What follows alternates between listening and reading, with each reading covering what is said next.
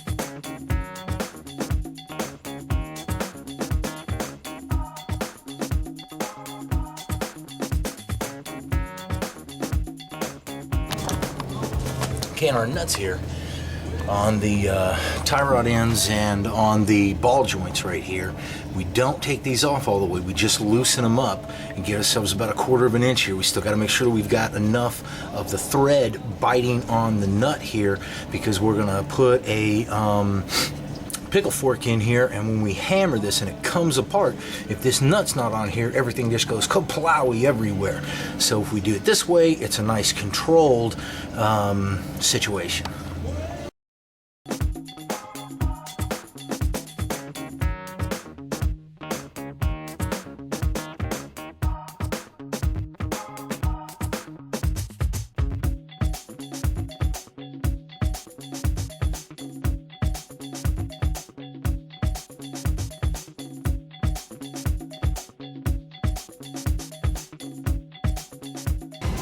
Okay, so when we're taking this thing apart, one of the things that you want to keep in mind is that you want to kind of do it in an order that's efficient for you. One of the things you're going to want to do is knock off the tie rod end here first, because if you take off your upper and lower control arms, then everything's just going to be flopping around. It'll be harder to do this.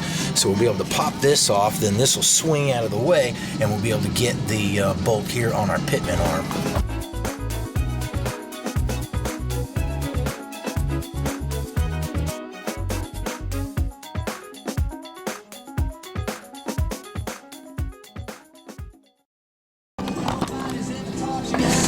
Okay, so we're going to take off both of our tie rod ends from both sides before we take off our drag link again, because if we don't, then everything's just going to be flopping all over the place and it's a lot harder to do. Okay, so we got our drag link out. We did it just like everything else. We just loosened up the bolt and we knocked it off, but we leave the other side bolted a little bit, and so this way the whole thing doesn't flop down and everything like that.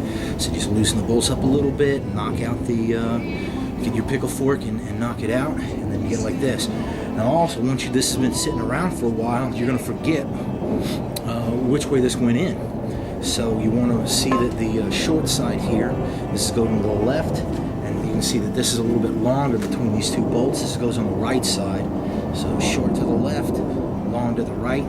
And what we'll do is we'll mark them too, just so we don't forget. Okay, with our sway bar links disconnected, with our tie rod ends and drag link out, now we can go ahead and we can take off our lower and control arms.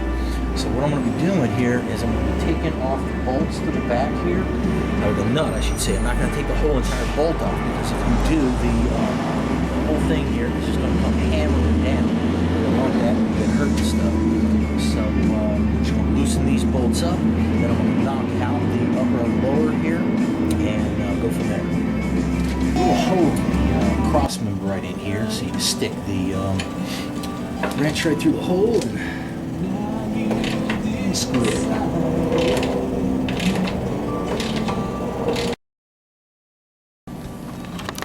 Okay, brake fluid will eat your paint, so you got to be real sure that you don't get any splashed on anything you like. What do you think? Does that thing look gold to you?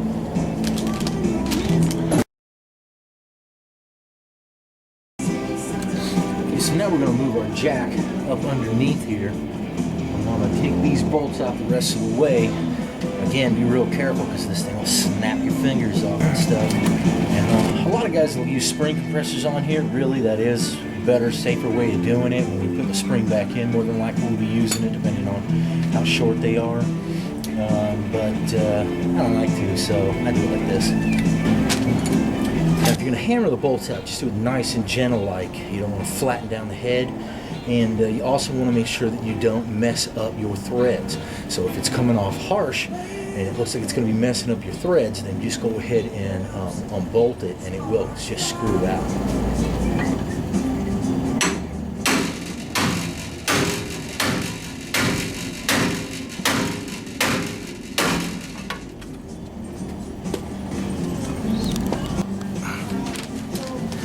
Okay, the lower ball joint's a bit fatter, so we're going to use a wider pickle fork.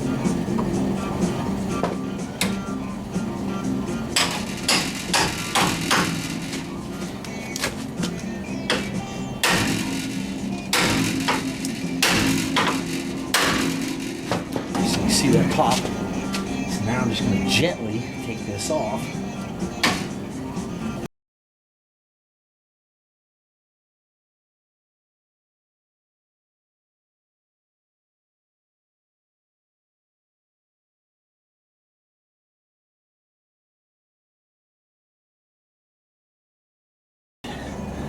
Well, that was exciting.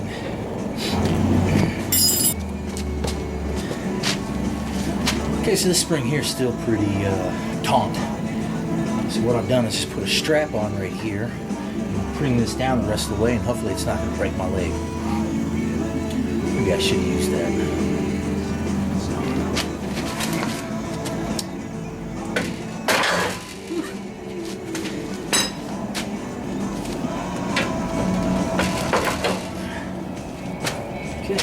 Go.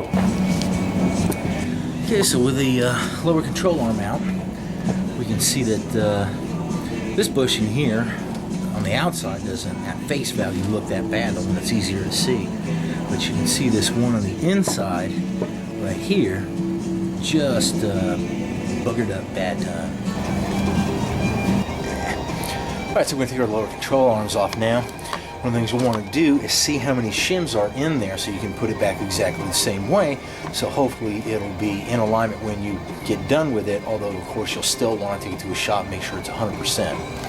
But we'll notice that we've got 3 shims here, and we've got 4 shims on the left side here. Okay, the upper ball joint has these little rivets on here, 4 little rivets. So you just grind the tops of those rivets off, knock the rivet out, and then you'll be able to take the ball joint out yourself. You can go to the parts house and you can get tools that will press these in and out, but it's kind of just a hassle for your average Joe Blow. So I just take them to the machine shop and have them pressed out and pressed in there. It runs usually about 15 bucks a control arm or so. And it's well spent 15 bucks for all the hassle that it is to do it by yourself.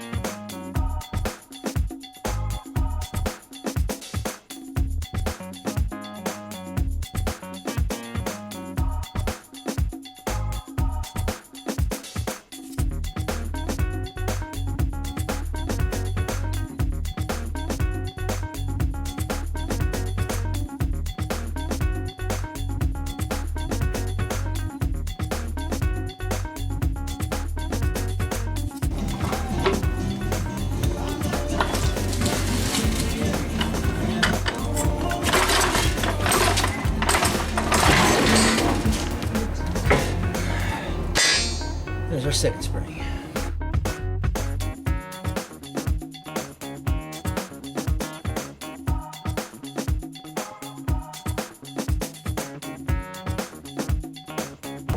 All right, well, sometimes you're going to run into problems like this. We've got our headers here knocking right into our lower control, and we're not going to be able to take that off unless we take these off. So it's kind of a drag, but you run into that from time to time. That's the way. We're going to be dressing up the engine compartment on this here too. So in order to help out with that, what you do is you go get a heat riser tube here, and you simply bend it into the shape that you need. And then when you take it to the parts house, it'll be easier to find the hose. Okay, now this this car had drum brakes before, so we're going to put a disc drum proportioning valve on here, also from CPP, Classic Performance Products. So we're going to take this baby off. The brake fluid will leak out, but it's going to do it on the old paint.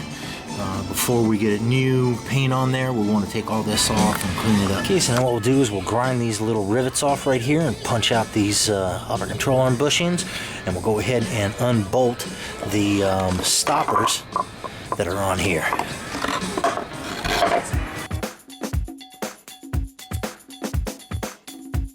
Alright, so we're all done for the day. We got everything pulled out of here.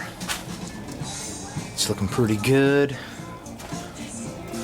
I've got a list of all the things we need to get for tomorrow. So tune in and we'll be cleaning this up and painting it and make it look all pretty.